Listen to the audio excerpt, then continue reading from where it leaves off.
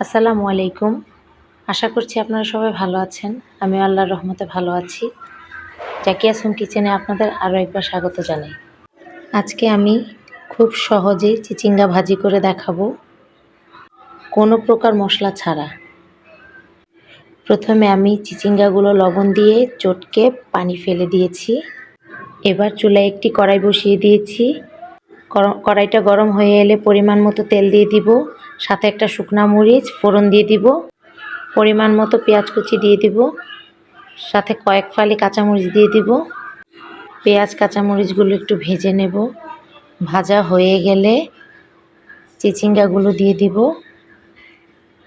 পরিমাণ মতো লবণ দিয়ে চিচিঙ্গাগুলোকে ভালো করে নেড়েচেড়ে রান্না করে নেব। রান্না হয়ে এলে একটা ডিম ফাটিয়ে দিব। ডিমটা দিয়ে ভালো করে নেড়েচেড়ে ভাজিটা ভাজা ভাজা করে নেব। ভাজিটা হয়ে এলে একটা ডিশে সার্ভ করে নেব। ব্যাস হয়ে গেল আমার ডিম দিয়ে চিচিঙ্গা ভাজি। যে কোনো রান্না আমি খুব সহজভাবে দেখানোর চেষ্টা করি, কারণ রান্না তো সহজই হওয়া দরকার, তাই না? আমার আজকের ভিডিওটা আপনাদের কাছে যদি ভালো লেগে থাকে, দেশ এবং দেশের বাহির থেকে যারা যারা আমার ভিডিওটা দেখছেন তাদের সকলকে অসংখ্য ধন্যবাদ। প্লিজ আমার ভিডিওটিতে একটা লাইক, কমেন্ট, শেয়ার করতে ভুলবেন না। আসসালামু আলাইকুম।